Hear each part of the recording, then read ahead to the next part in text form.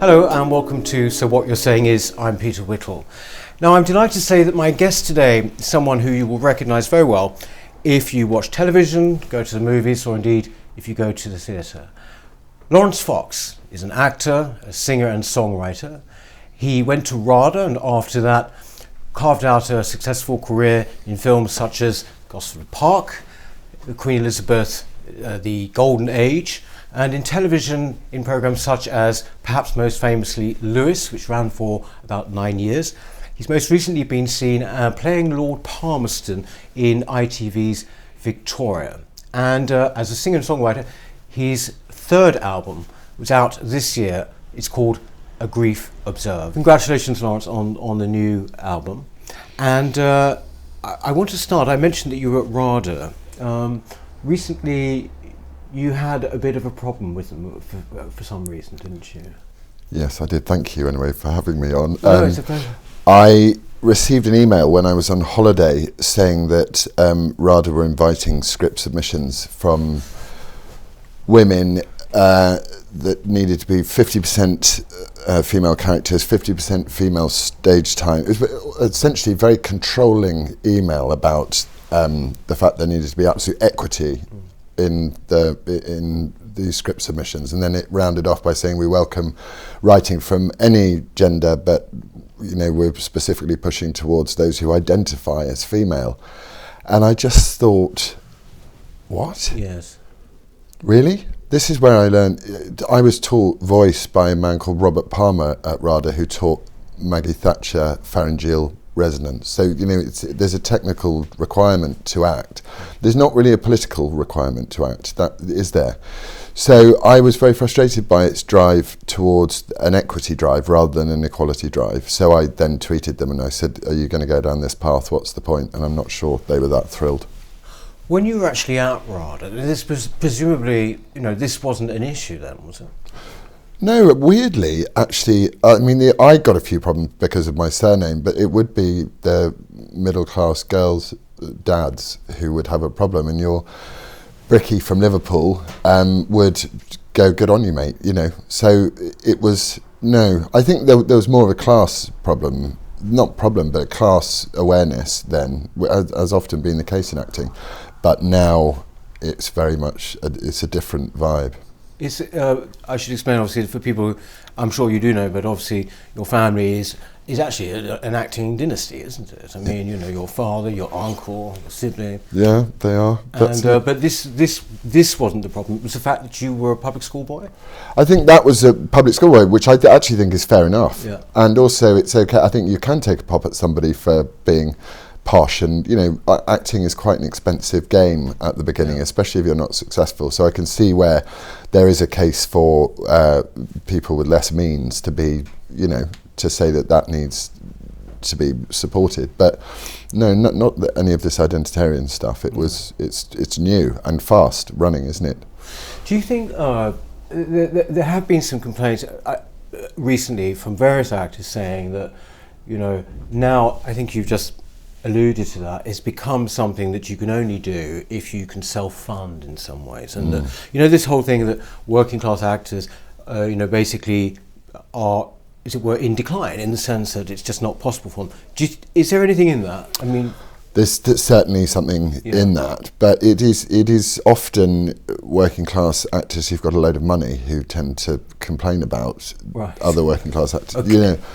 So, and then you get into a conversation about what class is and all of those sorts of things. And I think, basic humanity is that we're all what's that great bit about the sun shines on all of us and rains on all of us regardless, So I'm not sure identity is that crucial, but class, you do want to. It's hard. My little brother was an actor, and his first acting job, I got paid 10 times the money for my first acting job that he got paid for his first acting job 15 years later. Really? So they definitely, but a lot of jobs are doing this, aren't they? They're making your first few years in professional work apprenticeships, essentially. And, cameramen in film are staying on longer, filming longer, and so as you progress up the technician ladder. You know, people are staying in the profession longer. So I don't think it's totally a class thing. I think it's a people are living longer and working longer thing as well. Yes.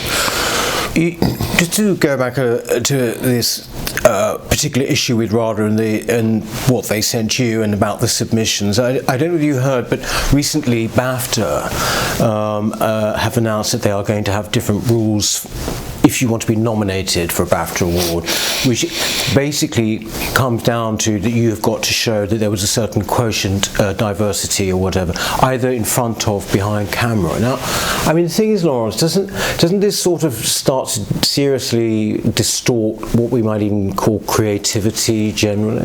I think 100%. You know, I would love nothing more in my life than to be able to be the centre forward for Liverpool, but I'm useless. I mean, I've got a couple of Peter Crouch moves, but I can't because meritocratically I'm just not that good.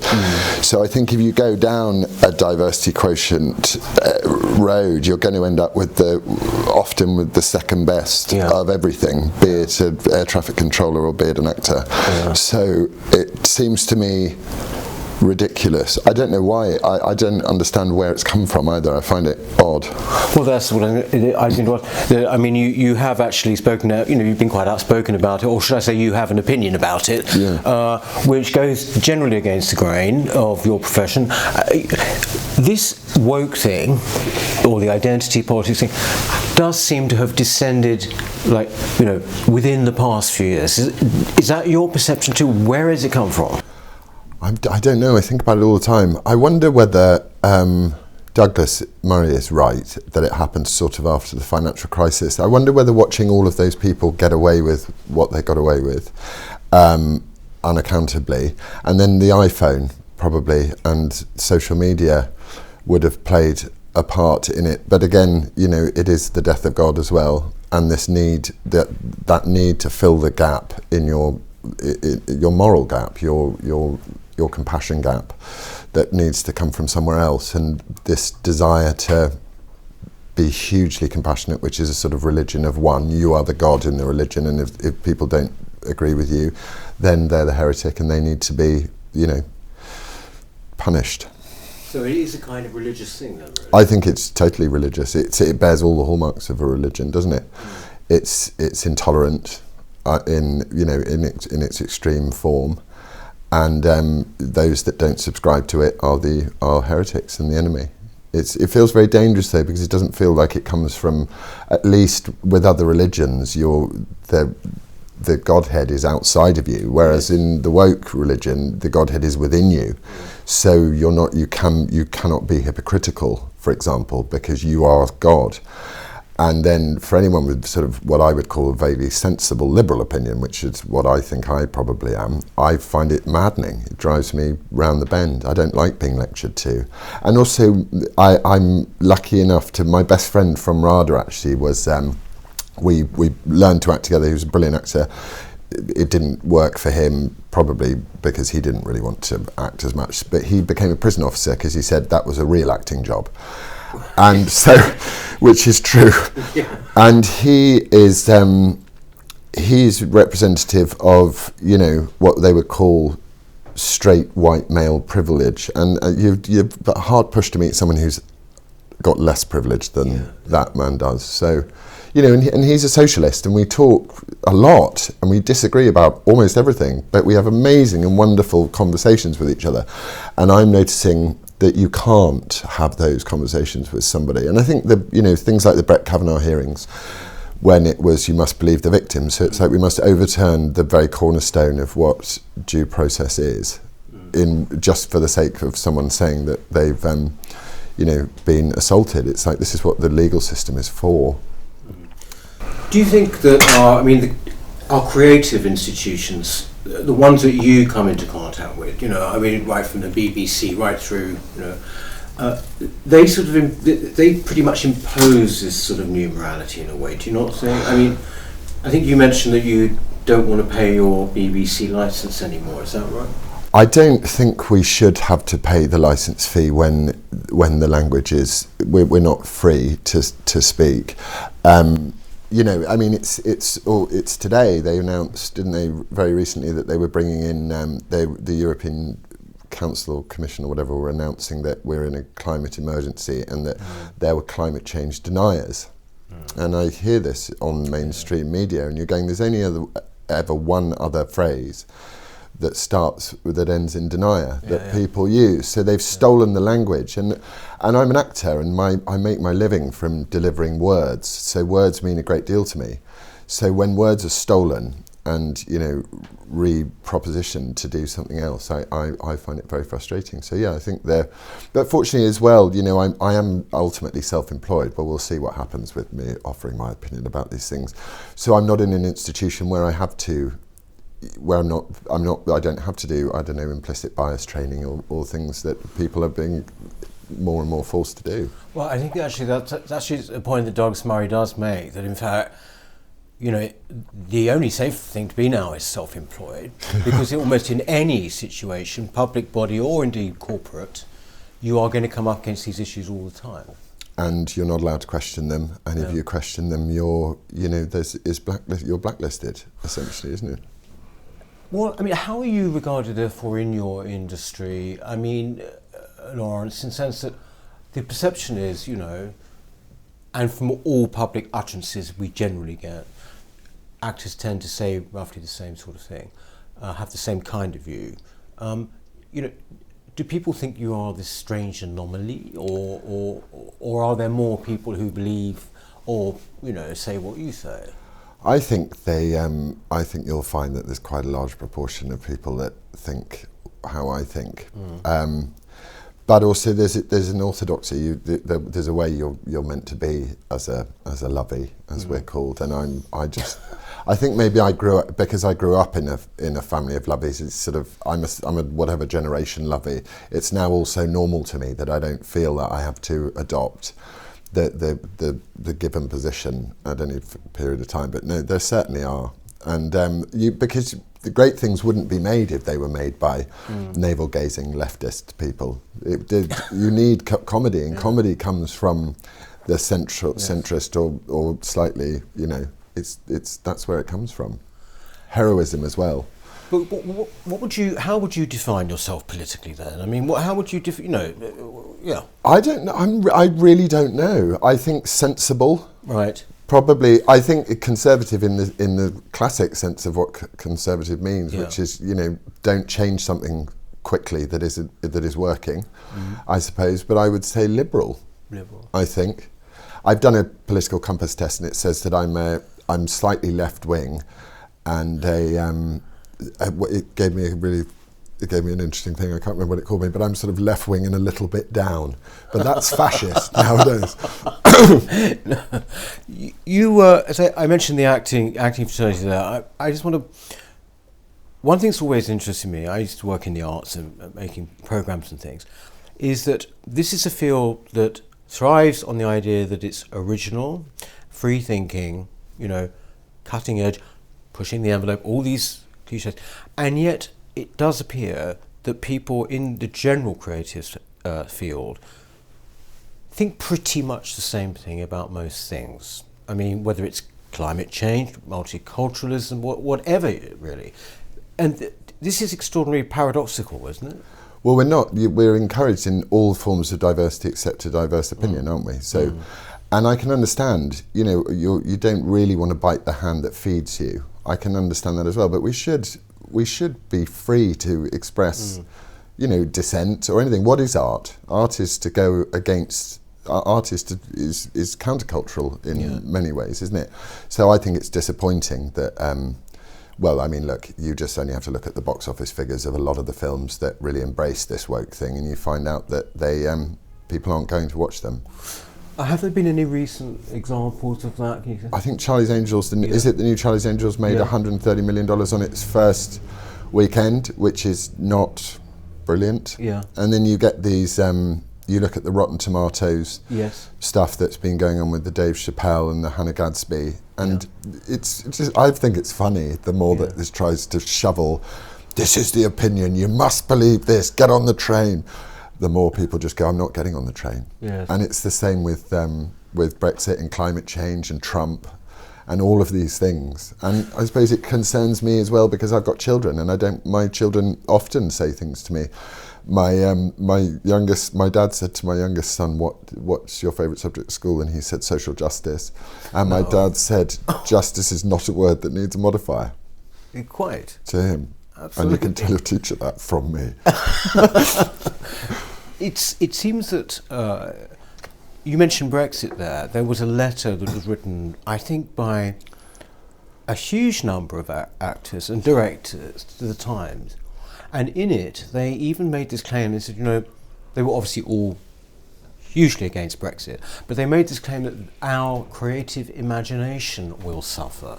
And you sort of think, well, wait a minute. I mean, we've been doing this for quite a few years. Yeah. And really? Yes. Your creative, I mean, honestly, where does it come from? I don't understand. I don't think Brexit has any effect on your creative imagination. And also, I didn't particularly have a view on Brexit. I quite like the natural English lack of trust of everything except the English, which is quite fun. It's we're a nation, and that's what we're like. Very tolerant nation at the same time. So it's the extremely patronising atmosphere. So once the Brexit result came through, I was like, well, that's interesting. It's interesting that the people have turned around to the establishment and gone, up yours, son. Yes. And then I started to really care because I was like, oh, they're not going to let it happen. So then you go, oh, the cat's out the bag, we all know. So is this a democratic country? I mean, democracy is an odd word, I'm not totally sure what it means. But that's 17.4 million people are about to be ignored. So whatever your position on it is, I'm like, no, that should be implemented, but it's not going to be implemented. You say the cat's out of the bag there. I know exactly what you mean there. Do you think, has your attitude to this country and its institutions changed as a result of the past 3.5 years? Or not? Do you still trust them, basically? Well, I've had a sort of microcosmic version of this by just being a sort of well-spoken English person. There's a sort of general about that. So I'm kind of fairly used to identitarian, being treated in an identitarian way. But I think it's wonderful that, all of those things I was told as a young actor when I started to get a bit more successful and would do interviews, or I'd be in the newspaper and people say, don't believe what you read in the papers. Now you know that you genuinely shouldn't believe what you read in the papers. Yeah. So when I say the cat's out of the bag, it really is. And people have got so many sources that they can go to for information that the divide is only going to actually get bigger, I think, between those that will accept and look for the truth and those that want to stifle anything to do with the truth. Has this always been something that has engaged you, or is it quite relatively new? It's new, I think. But I was listening back actually to my old album, the one, and I wrote a song called Blinded by the Truth on it. And that's about this topic, and I just didn't know what I was writing at that point. So I think it's been simmering, but now I do feel that if you feel something, you should practice what you preach. You shouldn't pretend that you feel something different. So basically, your views, your reactions to these things, that does inform what you write musically. Like, for example, in your latest work, how does it come up in your latest album? I wrote. There's a song called "The Distance," and it says. Must get my own lyrics right. They have put something in the water. They seek a cure for the conversation. They stole a march on your opinion, and the first of all was laughter, just to quell the unoffended. They seek to murder your opinion. Yeah. Really. So it obviously bothers me enough, and it's also kind of not really. It's a protest song at the end of the day. Yes. So it does affect. It does affect. But also, I'm raising children, and. I want those children to be, to pursue truth, not their own selfish version of their truth, because I think that's a mistake. Isn't it right that as well the Me Too movement inspired something on your album, didn't it? It did, yes. I was watching the Golden Globes. Well, I wasn't watching the Golden Globes. Awards ceremonies are not great fun to watch, but I did see a lot of quite revealing dresses with a lot of signs saying "Time's Up" and "Me Too," and I did say, "Is anybody else going to point out the slightly glaring hypocrisy here? Elephant. You know what I mean? Yeah. This is something I know. I mean, I've read when I was reading about you, and it is this hypocrisy, whether it's about Me Too or whether indeed it's about the climate change movement. That basically it is very much a matter, isn't it, of do as we say, not as we do. Yeah, and it's also, I think there's something even more insidious about it, which is to take people with much lower expectation and aspiration in life, like my great chum, who really does need to take his daughter on holiday once a year to give his years a chapter element to it. And I think it's about saying to them, no. No more EasyJet for you guys. We're going to reduce the standard of your living. For what? As well, why? And but also, if there was a balanced discussion about climate change, I'd be thrilled. But there isn't a balanced discussion about climate change. It's one thing, and then you just think it's been going on for years. It's the doomsday cultists. If it's the end of all days, and the problem is all of this sort of really extreme leftist thinking always starts with a tiny grain of truth, which is we could be destroying the planet. But then if you go into what the Extinction Rebellion team are all on about, and then you start going just beneath the surface into what climate justice is, and even Corbyn was saying peace justice, these ridiculous words that they're piling together. That's not really got anything to do with the environment. That's about authoritarian, neo-communist living, and I'm going to resist that because it doesn't end well, does it? No.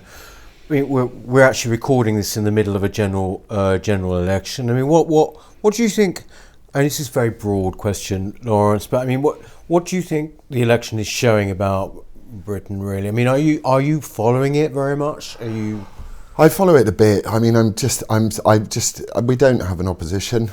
We sort of have a Conservative Party, but not really. I mean, I don't really know. The Conservative Party brought in these hate speech laws and this, and the gender laws, and you're just going, surely that's not the job of the Conservative Party. The job of the Conservative Party is to question this stuff, look at it, bring these things in slowly. You conserve society, don't you? You conserve culture.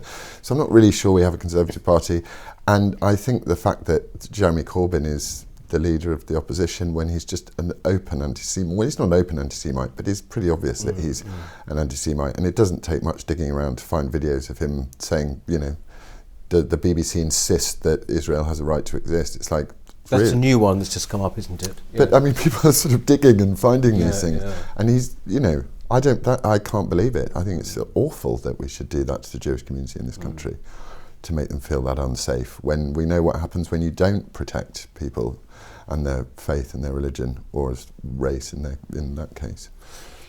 You're quite sort of outspoken, or about what you believe.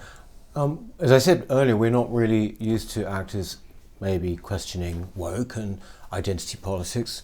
What we are used to are people like Robert De Niro getting up and saying "F you, Mr. President," and constant stream of, particularly in America, I'm talking now. I just wonder what you think of this view that if actors sort of carry on doing this, they are eventually maybe going to alienate the audiences. I think they've already alienated their audiences, some of them. But I can understand why Robert De Niro does it. You're also in a room, probably similar to the BBC, you're in a room where everybody agrees with you who's vocal about it. And you're going to look better if you say, F you, Mr. Trump. That's great, but actually you can be a bit braver about it. And it's interesting what I'm really interested by Donald Trump. I find him fascinating because he's actually a very funny man. He's like he did a meme yesterday, I think the Daily Wire started it, but of him with Rocky on Rocky's body. And that's funny whether you like it or not. So the conversation I have with myself about him is, do you want the leader of the free world being a good stand-up comic? You recently did a sort of Trump-related stunt, didn't you? Or an experiment, didn't you? This is where I mean, you went out. Well, you can tell us. What was it? I'm trying, who can I not incriminate with this story? So, right, I Trump 2020 hat found its way. Well, actually, it was a mega hat or a Trump 2020 hat. Found its way into my possession, and I thought, I want to see what the English reaction to this cap is. So I decided to do my Saturday ritual, go to the shops, then go off to a lunch and various, and it was amazing the amount of derangement that was caused. Really? Such as what? Well, one lady had a sleeping baby in a pram that she was, you know, how mums can be so conscientious about keeping their baby sleeping. But as I walked past, she went into this sort of finger-wagging madness, screaming at me, calling me crazy. And then the lunch I went to, I was asked to remove the hat. Really? Yeah. So the lunch was sort of like young liberals? Or what? Yeah. And I was asked to remove the hat. So I thought, no, I'm not going to remove that, because this feels a bit like I'm in a mosque and I've got to wear certain things, or I've, you know. Yeah. And it's for, what I find odd about it is it's for quite optimistic words. It's not so much a swastika. I don't think it's a symbol of white nationalism or anything like that. I think it's that a thing, again, to just stifle any form of discussion. So I'm well up for a balanced debate on anything, but just to get the hat off. So what did you do? So I left. What you did? I walked home. Right. You do notice that there's a distinctly less vehement reaction the less salubrious the area you're in. So basically, people are they're just simply not bothered, or they're not, or they're not outraged. I'm not sure. I mean, you just, you know, as you go over the border from Dulwich into Camberwell, it seems to just get a bit less. Well, look, Laurence, thank you so much for coming. What the new album is called A Grief Observed. It is. And where can we see you next, by the way, on TV? I've just done a Netflix show where I play a Buddhist drug dealer. Oh, right. Okay. Which is as you do. Which was hilarious, and I took all of my joy about hypocrisy out on that wonderful character, which will be out next year. And then I'm touring the album in February. Oh, right. Okay. Where can people see you? All around? All over the UK, yes. Right. But I have to go to Nottingham, otherwise Joe at Nottingham Radio will be furious. So I'm going to Nottingham. Well, look, all the very best, and thank you very much for coming on. Thank you. That's it for us. What you're saying is this week. Please do remember to subscribe, won't you? And see you next time. Thank you.